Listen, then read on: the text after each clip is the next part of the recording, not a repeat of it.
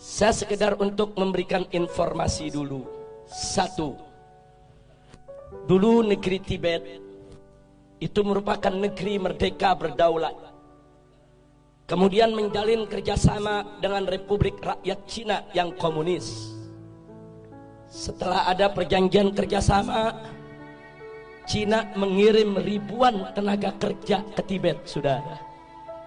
Membangun kota, membangun jalan, membangun kantor-kantor pemerintah, saudara. Kemudian setelah pembangunan selesai, ternyata ratusan ribu para pekerja tersebut angkat senjata melakukan pemberontakan di Tibet. Kok bisa? Ternyata para pekerja tersebut adalah tentara, saudara. Tentara yang memang dididik, saudara, untuk bekerja. Kemudian setelah itu Tibet jatuh, dikuasai oleh negara Cina, dan pimpinan tertinggi agama yang ada di Tibet, yaitu Dalai Lama, ditangkap dan diusir ke luar negeri sampai hari ini, saudara. Hati-hati, masuknya tenaga kerja Cina ke Indonesia yang jumlahnya saat ini ratusan ribu orang harus diwaspadai, karena kita sudah lihat bagaimana tegapnya badan mereka, bagaimana perawakan mereka, lebih tepat mirip tentara ketimbang pekerja kasar atau buruh, saudara. Yang kedua, saudara, di tengah Afrika ada satu negeri bernama Angola, dibantu habis-habisan oleh Republik Rakyat Cina, saudara. Setelah diikat dengan utang yang begitu besar, kemudian Cina mulai mengatur Angola. Anda tahu minggu ini apa yang terjadi? Parlemen Angola mengajukan undang-undang untuk ditandatangani oleh presiden yang isinya Islam tidak boleh ada di Angola, dan seluruh masjid harus ditutup.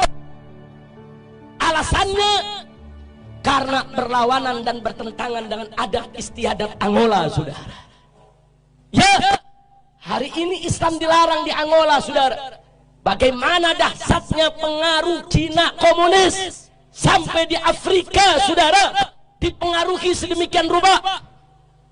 Yang ketiga, ada satu lagi negara di Afrika bernama Zimbabwe, saudara, juga diberikan utang besar-besaran oleh Cina, saudara.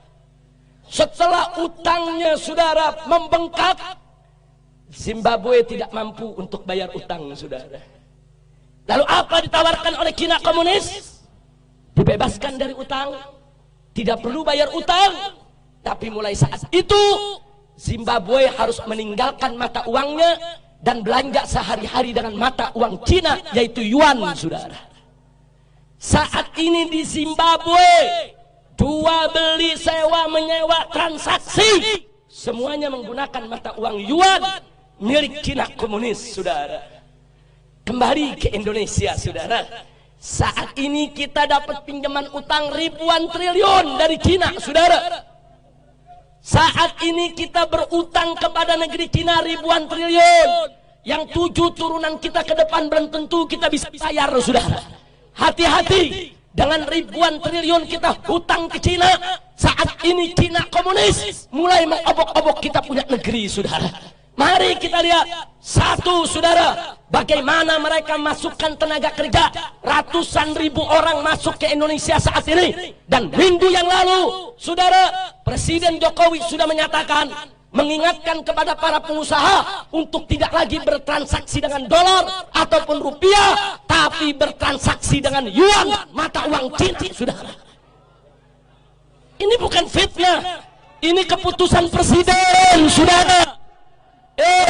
Nggak sampai di situ, saudara. Sebulan yang lalu presiden juga mengeluarkan kepres bahwa orang asing termasuk Cina komunis diberikan hak milik untuk memiliki rumah, memiliki tempat tinggal, dan memiliki perkebunan di Indonesia, saudara. Ini nggak pernah terjadi. Orang asing diberikan hak milik. Ada apa gerangan yang terjadi, saudara? Masya Allah. Ada apa ini negeri? Saya ketemu seorang pejabat, Habib, kan enak kerjasama dengan Cina. Kita dibangunin itu jalan kereta, MRT, LRT. Saya katakan, Pak, itu bangun bukan gratis. Kita ngutang dan kita harus bayar dengan bunga. Satu. Kedua, kontraktor utamanya harus dari negeri Cina, bukan kontraktor utama pribumi kita. Yang ketiga, bahan-bahan bakunya juga harus diimpor dari Cina, termasuk reklamasi tiang-tiang pancangnya bukan kita buat sendiri, dari negeri Cina harus didatangkan, saudara. Dan gak sampai di situ, minimal 30% tenaga kerjanya juga harus dari Cina, saudara. Jadi apa yang kita dapat untung dari proyek-proyek tadi? Duit kita dikasih pinjam sama Cina, mesti bayar ke kontraktor Cina, mesti bayar ke pekerja Cina, mesti bayar ke material Cina. Semua duit balik lagi kepada mereka, saudara. Jangan mau dibohongin, jangan mau dibodohi, jangan mau dikadalin. Ini negara harus kita selamatkan. Gak boleh dijajah oleh asing dan asing. Betul?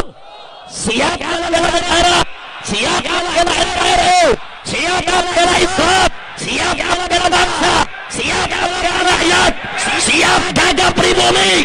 Takbir, takbir, takbir. Sallu ala Nabi.